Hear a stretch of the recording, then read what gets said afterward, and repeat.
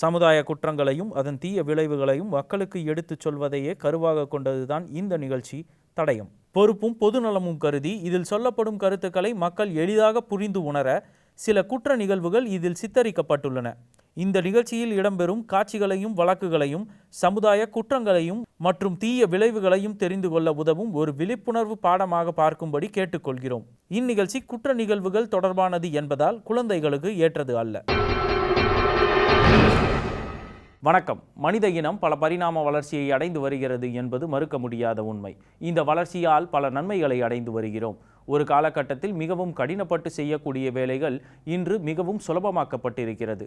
அதற்கு காரணம் மனிதனின் அதிபுத்திசாலித்தனமான மூளைதான்.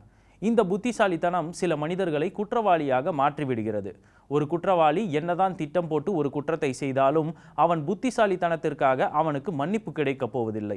அவன் செய்த குற்றத்திற்கான தண்டனையை அவன் அனுபவித்தே ஆக வேண்டும் என்பது நிதர்சனமான உண்மை. சட்டத்தை எப்படியாவது ஏமாற்றிவிடலாம் என்ற எண்ணத்தில் குற்றத்தை செய்யும் சில கில்லாடி குற்றவாளிகள் பல சமயங்களில் காவல்துறைக்கு சவாலாக அமைவதுண்டு.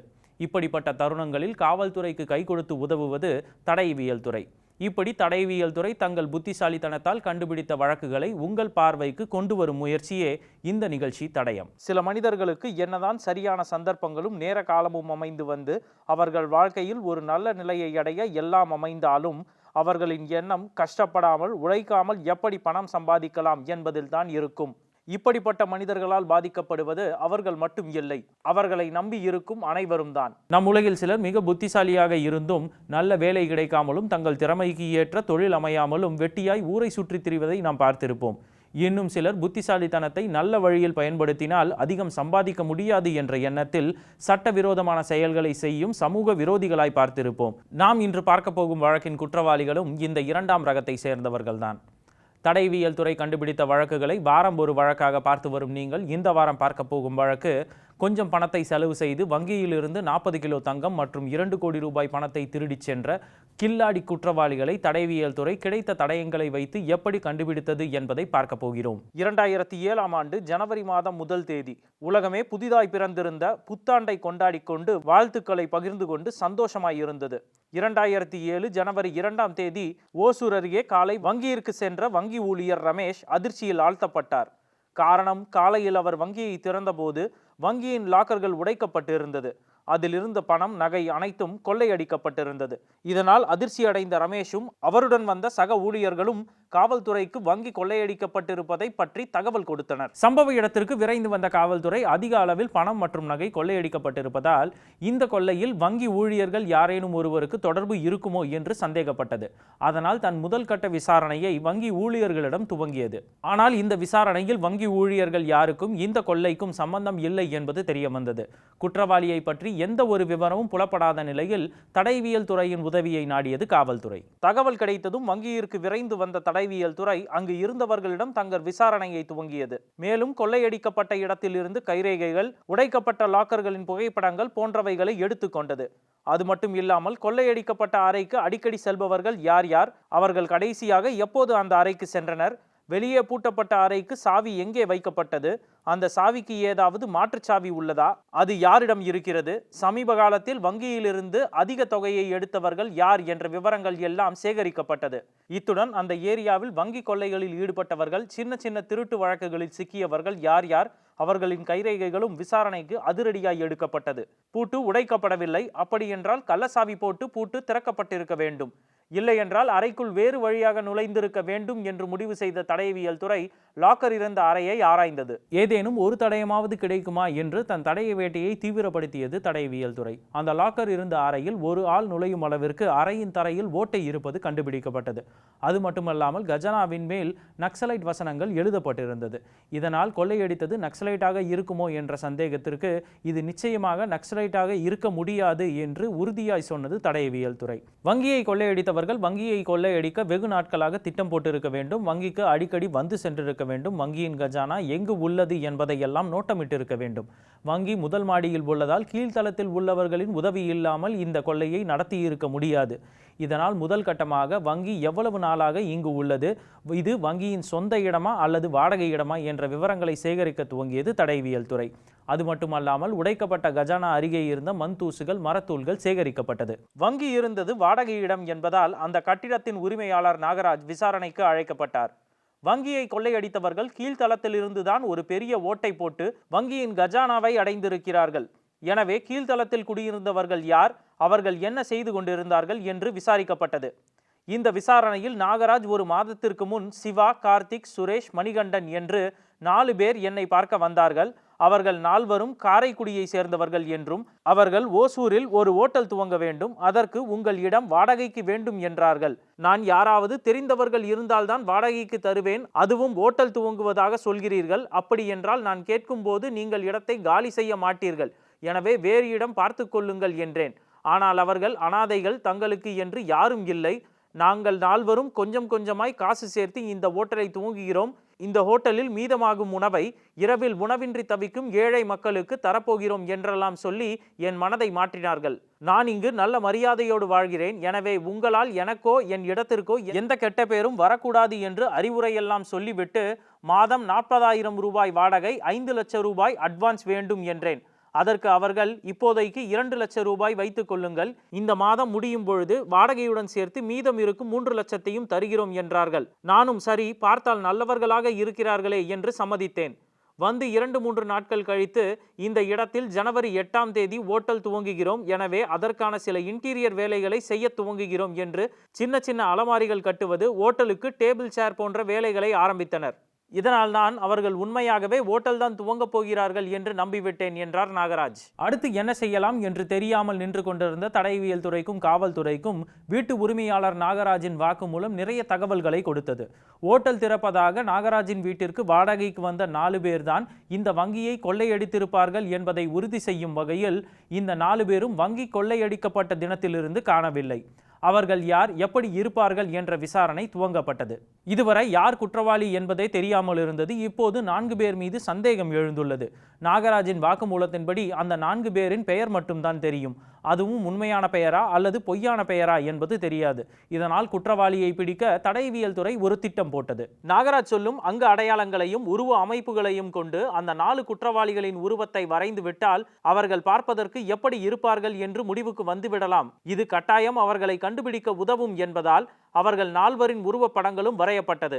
நாகராஜ் சொல்லி வரையப்பட்ட அந்த படங்கள் 90% மேல் குற்றவாளியை அடையாளம் காட்டியது.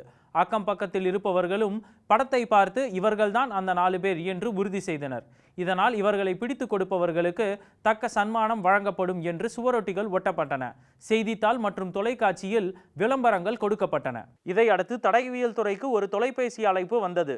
அதில் வேலூர் அருகில் இருக்கும் ஒரு ஓட்டலில் இருந்து பேசுகிறோம், நீங்கள் தேடும் 4 பேரில் ஒருவன் எங்கள் ஓட்டலில் நேற்று வந்து தங்கினான். இன்று காலை அவன் அறைக்கு ரூம் பாய் சென்று பார்த்தபோது அவன் விஷம் குடித்து இறந்திருக்கிறான் என்று பதறியடித்து சொன்னார் அந்த ஓட்டல் மேனேஜர். உடனடியாக காவல்துறையும் தடயவியல் துறையும் நாகராஜோடு சேர்ந்து வேலூருக்கு சென்று அந்த சடலத்தை பார்வையிட்டதில் இவன் அந்த 4 பேரில் ஒருவன் தான், இவன் பெயர் கார்த்திக் என்றார் நாகராஜ். அவன் தங்கியிருந்த அறையில் அவன் பையில் நிறைய பணமும் நகையும் கைப்பற்றப்பட்டது. கார்த்திக்கின் உடல் பிரேத பரிசோதனைக்கு எடுத்துச் செல்லப்பட்டது. அவன் அறையிலிருந்து கைப்பற்றப்பட்ட பணம் மற்றும் நகையோடு அவனது செல்போனும் கைப்பற்றப்பட்டது. அந்த செல்போனிலிருந்து யார் யாருக்கெல்லாம் கால் செய்யப்பட்டிருக்கிறது என்று தேட துவங்கியது தடயவியல் துறை.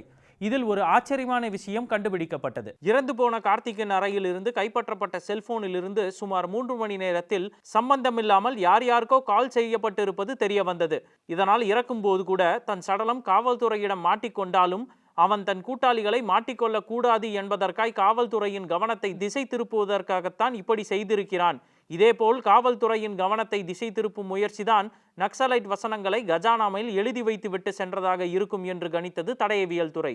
என்னதான் தெளிவாய் திட்டம் போட்டு பலருக்கு ராங் கால் செய்து காவல்துறையை திசை திருப்ப நினைத்திருந்தாலும் இவ்வளவு தெளிவாய் இருக்கும் கார்த்திக் ஏன் ராங் கால் செய்து சட்டத்தை குழப்ப வேண்டும்? செல்போனை எங்காவது தூக்கி எறிந்துவிட்டு வந்து தற்கொலை செய்திருக்கலாம், அல்லது யாருக்குமே கால் செய்யாமல் தற்கொலை செய்திருக்கலாம்.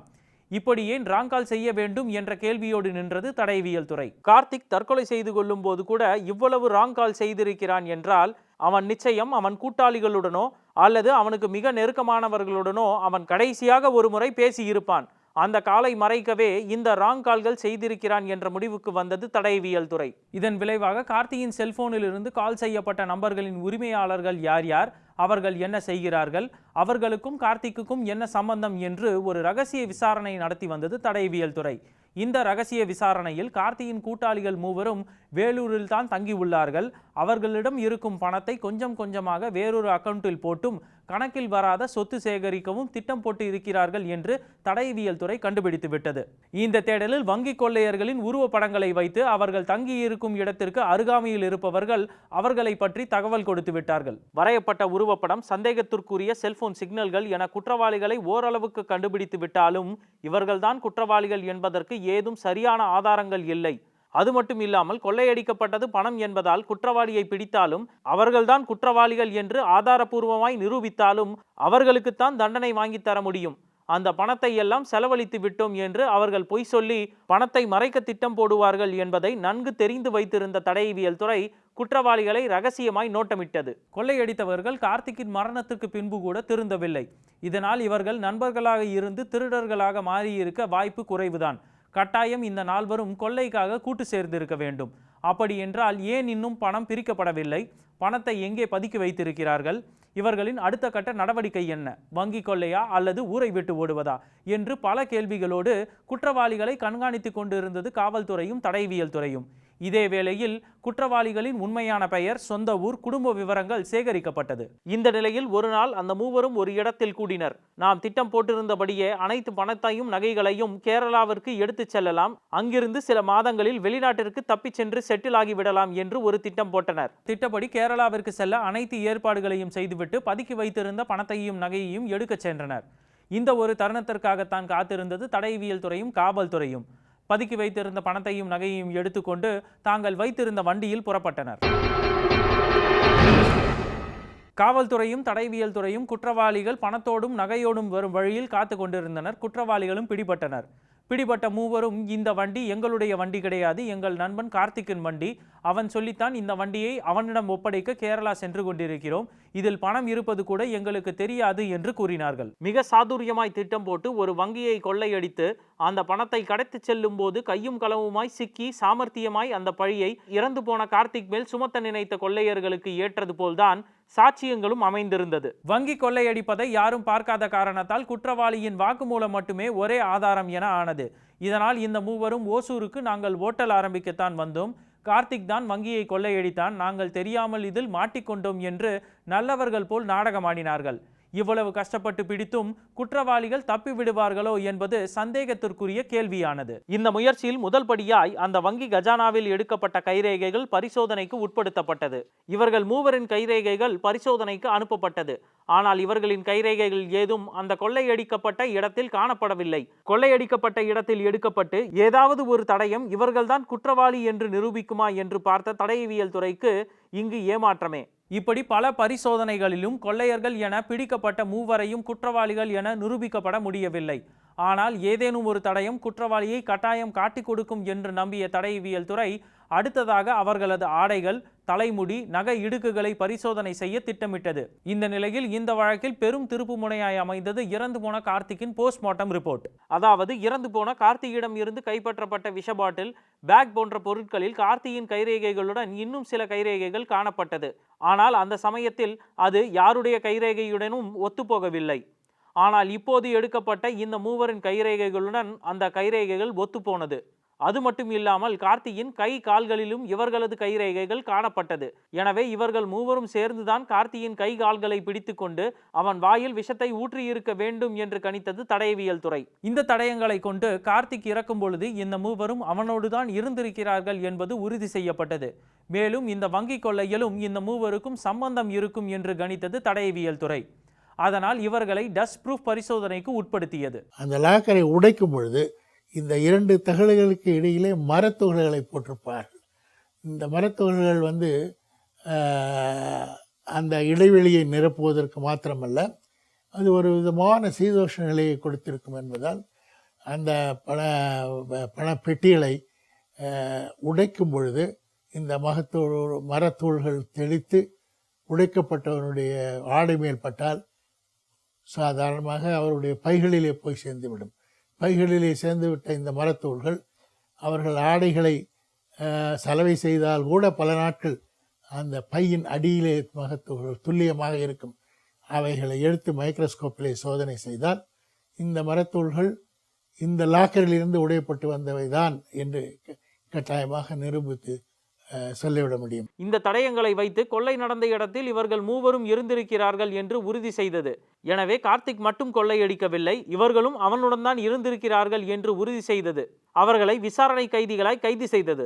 அடுத்தடுத்த கட்ட விசாரணையில் தடயங்கள் சொன்ன சாட்சியங்களுக்கு எதிராக எந்த பொய்யும் சொல்ல முடியாமல் குற்றவாளிகள் தங்கள் குற்றத்தை ஒப்புக்கொண்டு வாக்குமூலம் அளித்தனர். சிவா, சுரேஷ், மணிகண்டன் ஆகிய நாங்கள் மூவரும் கார்த்தியுடன் சேர்ந்து ஓசூர் வங்கியை கொள்ளடிக்க திட்டம் போட்டோம். திட்டப்படி அந்த வங்கிக்கு கீழ்த்தளத்தில் இருக்கும் இடத்தை அதன் உரிமையாளர் நாகராஜை ஓட்டல் துவங்க போவதாக சொல்லி ஏமாற்றி வாடகைக்கு எடுத்தோம். 1 மாத காலமாய் ஓட்டல் கட்டிட வேலை செய்வது போல் காட்டிக்கொண்டு அந்த சத்தத்தோடு சத்தமாக வங்கியின் கஜானா அறைக்கு செல்ல மெல்ல மெல்ல சுவற்றை சுரண்டி வழி செய்தோம்.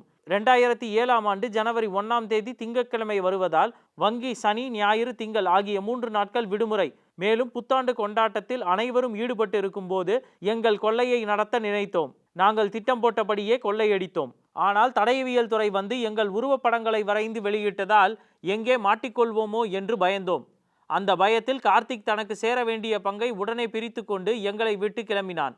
ஆனால் அவன் சென்ற கொஞ்ச நேரத்திலேயே எங்களுக்கு ஃபோன் செய்து நாம் வசமாய் மாட்டப்போகிறோம், எங்கு பார்த்தாலும் நம்மை பற்றி தான் தேடல், எனவே நான் போய் போலீஸில் சரணடைய போகிறேன் என்றான். எவ்வளவு சொல்லியும் கேட்காமல் சரணடைவேன் என்பதால் கார்த்திக்கு வலுக்கட்டாயமாய் விஷத்தை வாயில் ஊற்றி கொன்றோம். கார்த்திக்கின் பங்கில் இருந்த நகைகளையும் பணத்தையும் போலீஸை திசை திருப்ப அங்கேயே விட்டு வந்துவிட்டோம். நாங்கள் மிக தெளிவாய் திட்டம் போட்டுதான் அனைத்தையும் செய்தோம். ஆனால் நாங்கள் சற்றும் எதிர்பாராத வண்ணம் கிடைத்த சிறு சிறு தடயங்கள் எங்களை காட்டிக் கொடுக்கும் என்று சற்றும் நினைத்து கூட பார்க்கவில்லை. வங்கியை கொள்ளையடித்ததற்காகவும் கார்த்திகை கொன்றதற்காகவும் சிவா, சுரேஷ், மணிகண்டன் ஆகிய மூவருக்கும் ஆளுக்கு 3 ஆயுள் தண்டனைகள் வழங்கப்பட்டது. பேராசை, உழைக்காமல் பணம் சம்பாதிக்க ஆசை. வங்கியை கொள்ளையடித்து அந்த குற்றத்திலிருந்து தப்பிக்க தங்கள் நண்பனையை கொலை செய்த இவர்கள் தங்கள் வாழ்நாளை சிறையில் கழித்து வருகிறார்கள். பின் விளைவுகளை யோசிக்காமல் வாழ்க்கையை தொலைத்ததுதான் இவர்களுக்கு கிடைத்த மிகப்பெரிய தண்டனை. அடுத்த வாரம் வேறொரு வழக்குடன் உங்கள் நியூஸ் 7 தமிழில் உங்களை சந்திக்கிறேன். நன்றி, வணக்கம்.